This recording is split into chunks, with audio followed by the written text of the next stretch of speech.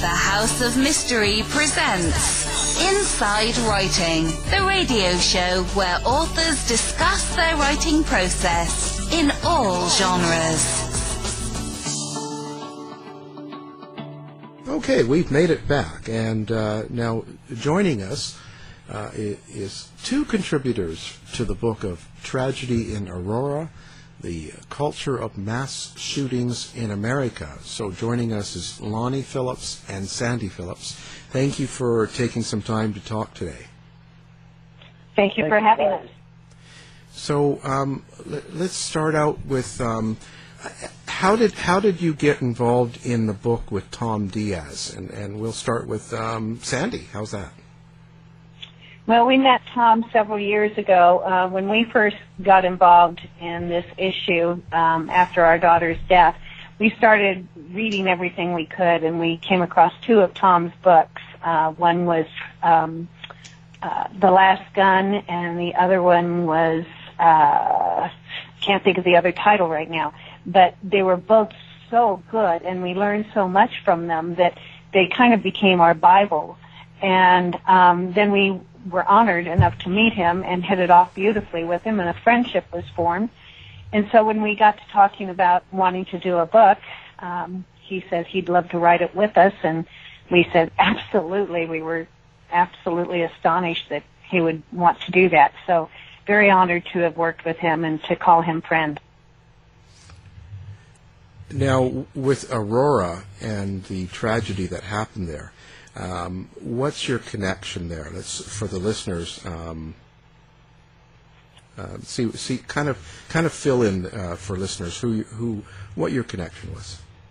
Sure. Our daughter Jessi, Redfield Ghawi, was living here. She had left. We lived in San Antonio, Texas, and she left there to come to Denver and finish out her education and start her career as a sports journalist, broadcaster covering hockey, ice hockey, and loved it here. And we really saw her grow from the young lady that we brought here to a really wonderful young woman. And she went to the movie one night with her best guy friend who was visiting from Texas, and never came home. Well, she did. She came home in a cardboard box of ashes. And she was shot 6 times with a .223 from a semi-automatic AR-15. And if you know what those bullets do to the human body, I don't need to be any more descriptive than that. How did you first hear about Jessi's death? Well, that's a two-part story. The first part is that I couldn't sleep that night, and the phone rang. Well, I take that back. I couldn't sleep that night. I was texting with my daughter, and I said, "Are you guys still up?" And she said they were at the movies. And I said, "Okay, we'll talk tomorrow." And she said, "I can't wait for you to come visit next week. I really need my mama." And I wrote back, "I really need my baby girl." And that was the last text message we had. And about 35 minutes later, the phone rang, and it was the young man that was with her, who was like a son to us. And the phone rang, and I looked down, and I thought, that's weird. Why would he be calling me? They're at the movies. And I picked the phone up, and there was screaming going on in the background. And he told me that he thought he had been shot twice. He thought he'd been shot twice. And I knew then that something was wrong because Jessi would have been calling me had she been okay. So I asked where Jessi was, and he said, "I'm sorry." And I said, "Is she okay?"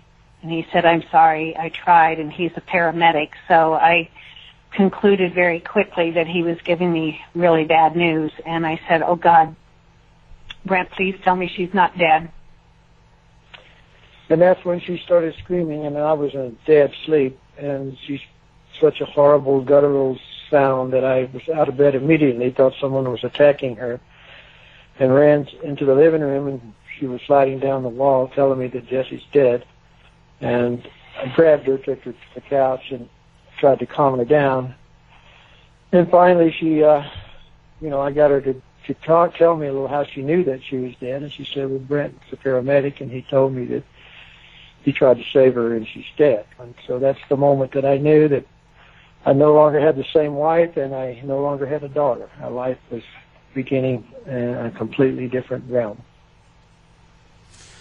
Now, you've taken that grief and you've gone into the book, and you're putting this out here in September. What is it you want people to get out of this book? What do you want people to get out of this tragedy? First of all, that they need to be involved, that their voices matter in this issue, and that it's really not about partisan politics, although it's become that way. We've polarized ourselves in America to the point of being ridiculous, and we just have to step back. I want everyone just to take a deep breath, step back and say, do you want this happening to your child, your husband, your wife, your brother, your sister, your aunt, your uncle, your loved ones? Do you want this to happen to them? Because it's happening at such a high rate anymore that you're 1 degree of separation from this being your story, and you do not want to walk in our shoes. So this book goes into great detail about how we got here, how this country got into this culturally polarized position, and it analyzes the steps that we can do to get out of it. It goes into what the big national gun violence prevention groups how they failed, and what they've done right and what they've done wrong, and how the gun lobby has managed to outflank us on every turn. We haven't had any kind of federal laws on any kind of gun control for 25 years since the Brady Bill, and we think that's wrong, and we think that the book shows us how we can start fixing that with some survivor grassroots that was going to start taking effect in this country, and until that happens, we're in a world of hurt. How do you think you can address people on the NRA side, the people that believe that to regulate a gun all of a sudden turns into confiscating the gun, taking away their gun?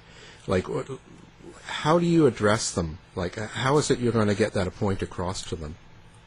Well, you have to have two sides that are willing to listen, and unfortunately the far, far, far radical right doesn't want to listen.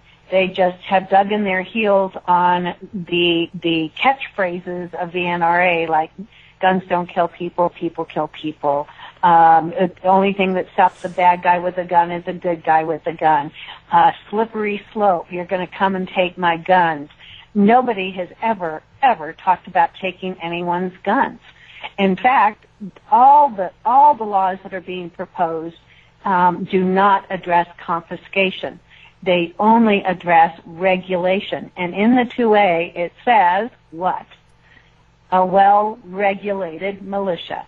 So they like to leave that part out. And right now, in America, we are not regulating well at all. So it's time to do the right thing, and it's a public safety issue. It has to be addressed, or we're going to have this continue and end up, God forbid, in a civil war.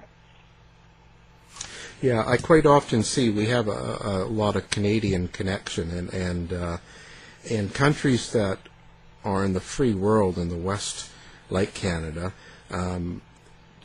tend to do better as far as gun regulation as well as mass shootings. And how do you get that across to people that guns do kill people? Well, you just keep hounding at it, and you keep the facts out there, and you get the grassroots building, which is happening in America. I mean, we're seeing more and more people join the ranks of saying, you got to do something, and demanding it, and that's a good sign, because they're people from all walks of life. They're mostly women and mothers who are concerned about this issue, because every day when they take their children to school and drop them off, they're afraid that they may not come home. So when you see the country that Sandy and I have been, since the Aurora shooting, we have been to 14, we call them public mass shootings, different from regular mass shootings, because public mass shootings is when someone is armed with a gun, usually a a white male, and it's usually an AR-15 because that's the killing machine that's chosen by our military, and it's the one that does the most damage, walks into a public venue and kills as many people as quickly as possible. That's his motive, and that is his purpose. That defines a public mass shooting, and those mass shootings is what's driving the policy changes in this country. They say, well, it's only 2% of the murdered people in this country. Well, that's absolutely right, but it drives all the news media. It drives the policy changes. It's kept the NRA from passing even more bad gun laws. So we really need this book to point out how this country is unique and in the world, on this earth, as having this amount of public mass shootings. And the reason is too many guns in the hands of too many people that shouldn't have them. That's exactly true. Here in Canada, on December 6, 1989, a young man named Marc Lépine went into Montreal's École Polytechnique and murdered 14 young women there, and 13 other people were wounded. And after that, there was a lot of uproar around who should have these kind of weapons here in Canada. And so there was a coalition for gun control created, and their efforts contributed to the November 1995 adoption of a federal firearm control legislation. People can still have guns here. It's just there are just a few more hoops you can jump through. I mean, if I want to have an AR-15, I can have one. The things I can't have are a mass clip, like the one that we saw in Dayton, Ohio, which held 100 rounds. And I mean, that man killed 9 people in a span of 30 seconds because he had that. In our case in the theater, he had a 100-round magazine as well, and fortunately for the rest of the people in that theater, it jammed. And guess what the manufacturer did after that happened? Instead of taking it off the market or having some kind of social conscience about it, they fixed it, and now it doesn't jam anymore. So the fact that the police were on the scene as quickly as they were and stopped the shooter in Dayton, you're right, he still killed 9 people in 30 seconds. Imagine how much worse it would have been. And, you know, people say, well, if I'd had a gun, I would have stopped him. You don't stop an AR-15, and you don't stop an ambush. That's just not the way it works. You just get slaughtered, or you're lucky enough where you've been able to hide and get away. So the fact that they're on the streets in civilian hands is really where we need to be addressing this issue. Yeah, and I'll say as well, like in the case of Aurora, the movie theater, if you had a gun and you were on the good side, so to speak, how would you know who to shoot in a dark theater? It's funny that you brought that up, because Brent, the young man that she was with, who's like a son to us, is a concealed carry person. He has a concealed carry license in Texas. Even though he flew there and didn't bring his gun, we asked him that question, the very same question. Well, do you wish you'd had your gun? He said, if I'd have had my gun, I would have killed more people. I would have been shot for sure myself. He was clad in armor. And the confusion, the smoke, the screaming, the holler, the movie was going on. And as, you know, we know the police themselves, trained experts, only hit their target 30% of the time.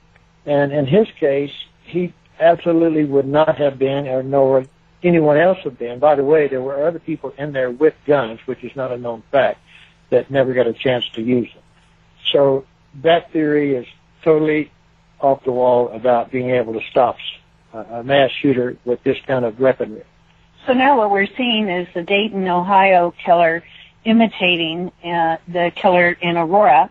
He had body armor, head to toe, so did ours. Our shooter decided that he would have music playing in his ears. He had headphones on so that he wouldn't hear the people screaming as he killed them. Wow. And they just stopped 3 more, I guess, didn't they, that were going to happen? Yes, and that's terrifying. I mean, 3 early 20s white males in America that are so angry at who knows what that they're dangerous and they have the weaponry to do true harm to innocent civilians. So, we look at this as, we're killing our civilians like genocide in any other country. If it was any other country, we'd be saying they were at war. We lose 100 people a day to guns and over 200 that are wounded, and that amounts to $227 billion a year in this country to help and rehab and treat those who have been wounded.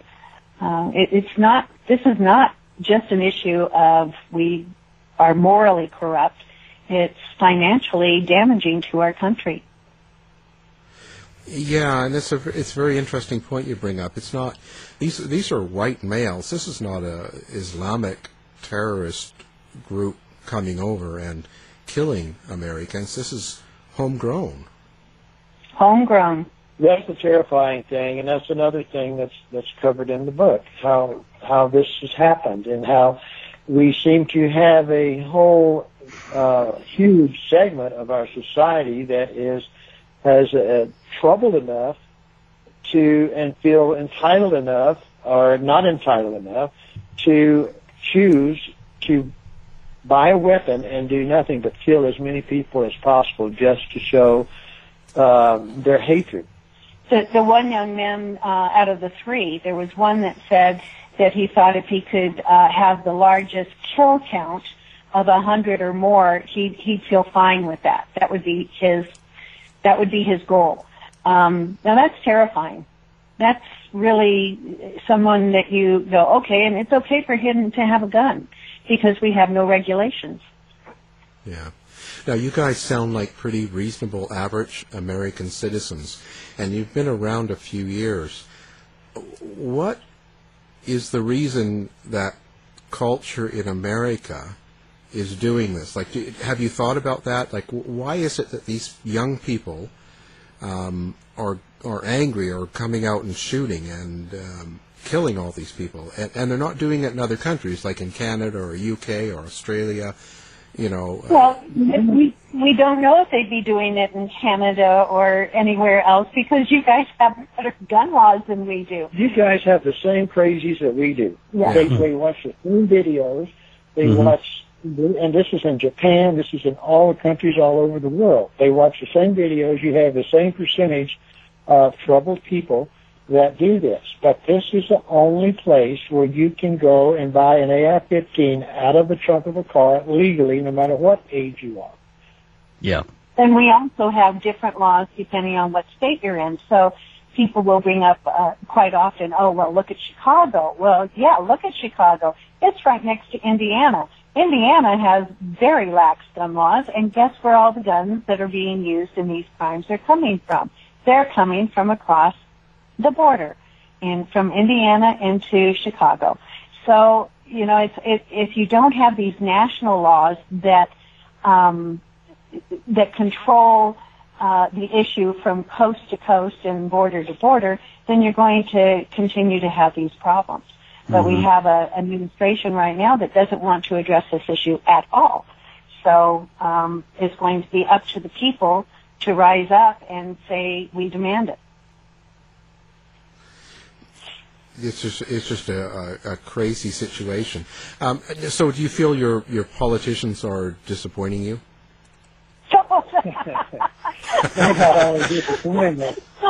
That's an understatement.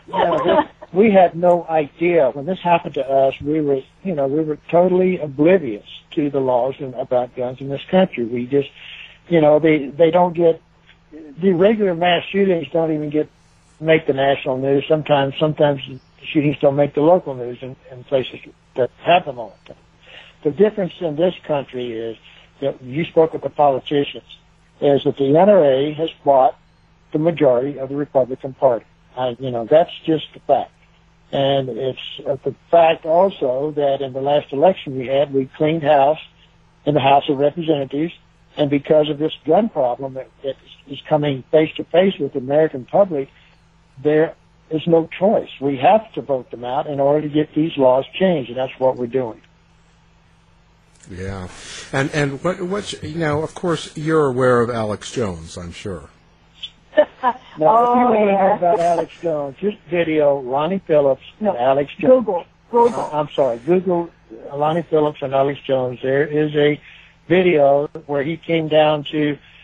They had a rally in Texas, the gun rights movement at the Alamo, and we were trying to form a Moms to Men Action chapter in San Antonio. So they made the 10-block walk from their rally to our rally with Alex Jones with cameras blasting, and we just happened to be there. And sparks flew, and we got face-to-face trading spittle with Alex Jones. Yeah, and there's no love lost here. He's a nutball, and I used to follow him on a show years ago. You think so, man? and well, he's crazy. He's absolutely crazy. So how do you deal with that? He's got 6 million subscribers to his show at the moment, and he's still on about most of these being crisis actors, that these are all fake shootings. We were told our daughter never existed, and then 2 minutes later he's telling us that she's alive and living in the Bahamas, and we're like, first of all, how crazy can you be? Second of all, how terrible a person are you that you would say something like that to parents of a beautiful young lady that lost her life the way she lost her life? So you ask how we deal then? Yeah. How we deal with that? Well, first of all, I come really, really close to having a ball with a guy, but I'm 75 years old, and it would have taken me too long to take him out. So instead, we sued him. We have the Newtown group that he was the most horrible to has initiated a lawsuit against him and has gone to discovery, and they have already shut down his platform once. So we're going after him legally, and he will be obliterated. By we, he means the gun violence prevention movement, yeah, I'm speaking as a group that we've gone after him as a group, and that's the only. He has a lot of followers that actually believe him. Exactly. And that's the point. When you say he's got 6 million followers, out of that 6 million, how many has he converted into this sick thinking? And that's where you get really concerned about the mindset of America and the ability to critically think. Because we quit teaching critical thinking in schools a long, long time ago. And you see this whole kind of, we're devolving into a society that can be very easily led by what they watch on TV or what they hear on the radio, instead of thinking for themselves that just doesn't make sense. And why would any government do that to its people? And why would any parent or any crisis actor continue that and be able to continue it for years and years and years and years and years? It's just fallacy. Yeah, and it really confuses me because I don't know. They're solid believers, and there's a whole fear that he stokes that the government, and, it was Hillary who's going to come take your guns, right? Just simple as that. And then they make every mass shooting into a political thing. He must have been an Antifa person or a leftist, or he's a socialist, I just don't, the world is watching and they think it's crazy. Well, the rest of the world does. They do think we're crazy. And we had a friend just recently over in Ireland and was on a bus, and they were from Texas, and they got off the bus, and the Irish driver was like, "You people in America, you're crazy with your guns. We can go anywhere we want, anytime we want, and not worry, not be in fear of being shot." So, and it was like, wow, they're laughing at us even in Ireland, Oh. Well, I don't know if I'm laughing here in Canada. I feel a little more heartbroken than that. I'm watching the division in this country that we love. I mean, you're our neighbors, you're our closest neighbors, and we love you guys, and we just wish you all would stop fighting amongst yourselves and become united. I mean, this is a great issue to unify behind. Wouldn't it be nice if all of America could come together on just this one issue and say we should not be killing our own, and we should not be killing our own children? I know it seems like that we are really lost, but the fact of the matter is we are making progress at the states levels and the grassroots levels. Once the grassroots start gaining momentum, as it already has with Parkland and with these other two back-to-back mass shootings, we're having public mass shootings hourly now. Within 24 hours, we had 2. So, yeah, it's driving a wedge in between this country and other countries. At the same time, it's making our citizenry fearful enough to do something about it, and it is happening. We have hope. Yeah, I just wonder if, like when 9/11 happened, everyone pulls together and, gets it done, so to speak. But when something like this is happening, why isn't it the same reaction? Like, people are getting killed and everybody should come together and face the enemy, so to speak. But now it's like we're too scared. I think that the majority of Americans have come together on this issue. It's expanded background checks, I think, pulls in at 97%. Banning assault weapons is up right at 70%. It's the politicians, and it's their pockets have been lined, and their hands are dripping in blood. And until they do something about it and be pushed hard enough by the American public, and maybe that will happen in the elections next year.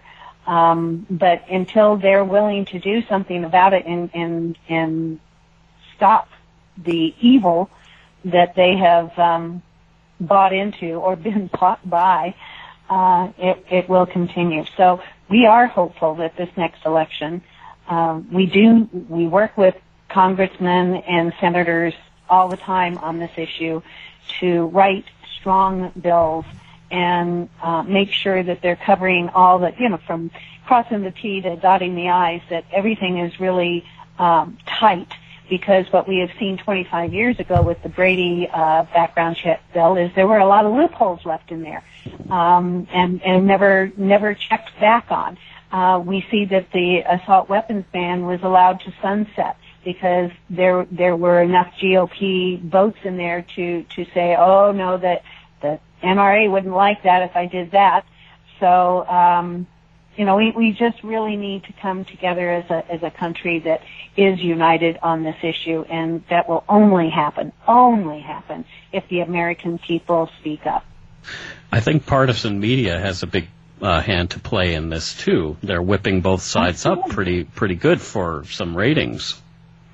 Absolutely, and we've even noticed this last round of where they were having the what do they call the dialogue with the discussions with not just the town halls, but the debates. There we go. Yeah. My brain finally clicked in there with the debates. That a lot of the broadcasters were bringing up facts that were correct for the first time on gun issues. And we were like, whoa, we have been teaching them because we've been at this for 7 years. And every time we talk with someone in the media, we, correct their thinking or correct a term that they use or let them know how that got the way it is now. And when you do that, sooner or later it clicks in. And we were really, really happy, first of all, that the Democratic Party made it part of their platform. So gun violence will be discussed. And second of all, that the media was actually getting terms and laws and facts correct on this without taking sides. They were just calling things out honestly. And that was refreshing. Yeah, see that, Mike? You got to start doing it right. blame it on him. Now, I'm blaming it on him. Now, have you guys got a website, or do you have a place that people can go to find out more information about the facts, the numbers, and all this sort of stuff? No, not on our website. Our website is dedicated to, well, our website is survivorsempowered.org, and it's dedicated to helping survivors after they have experienced this trauma.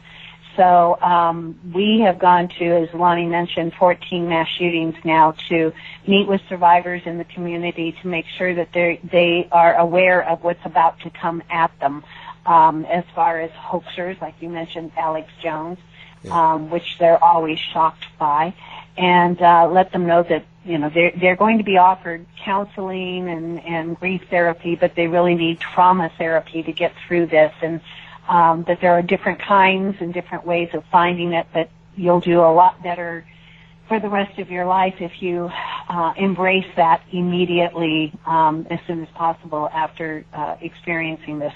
In fact, in El Paso, they had 60 trauma therapists show up at their community center immediately after the shooting in El Paso. They were so ready for this to possibly happen in their state and community that they were ready for it and deployed immediately, and that's what we need in every state, unfortunately. So I can say that if you want your listeners to learn more about this and what's going on in this country, they really need to buy this book, because it's delved into it. It's used other social scientists' opinions, not just Tom Diaz's opinion or our opinion, but opinions of people that's been working on this issue for 20 years. It goes into great detail about our culture and your culture and the history.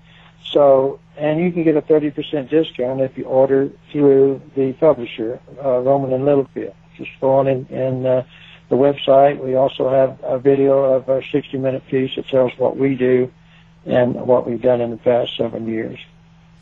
What tends to be the biggest thing you deal with when you have survivors? Is it really death threats, or? No, it's mostly their personal trauma. We know so many people who have ended up either in close to poverty, not being able to work, not being able to fill paperwork out. In every one of these cases, you have mountains of paperwork, and if the FBI gets drawn into it, there's even more. So just the paperwork alone is overwhelming for these people. So we always suggest that they get someone, a friend, a relative, but not too close a relative, that will help them fill out what they need to fill out, because they can't cope. If they're injured and wounded, the needs are even greater, because now you have physical wounds along with emotional wounds, and often they need wheelchairs or special beds or driving accessories to be able just to live a somewhat normal life. So I think your question about, you know, what the survivors face after the public mass shooting like that we experienced, and I can tell you that they get re-victimized many times in many directions, and not just the hoaxers. That is a bad part, but also people that collect money for you in your name, and you never see the money. We had a big problem with a Community First in Denver. They collected $5 million that we had to go to court almost to get the money, and we had to go to the newspaper, and we had to go to the senator to get the money from them, because they have plans for that money besides giving it to the people that's collected. They raise it for the victims and survivors, but the victims and survivors seldom see it or benefit from it. So there's all kinds of things that need to be addressed in the aftermath of these shootings that people don't even think about. And it's one of those things that we're working on, because we have seen in the 7 years that we've been doing this, repeatedly we have seen the same things kind of rise up to the forefront. So we know how to help these people. We just need the funding to help these people. Wow. Well, I have to say it's a very important book. I think people need to pick it up, and we're going to have it on our website so people can do one click while they're listening and just pick it up. And we thank you for your work. It's Lonnie and Sandy Phillips. The book is Tragedy in Aurora, The Culture of Mass Shootings in America. Thank you for all you do. Yes, well, thank Mike, you. and thank you. We appreciate you having us on and giving us this time. Thank you very much. Thank you. You've been listening to the House of Mystery radio show. To find out more about our guests, hosts, or show, go to www.houseofmystery.com. Show is over for now. Was it as good for you as it was for me? Well, good night. This has been a production of Something Weird Media. I'll be back.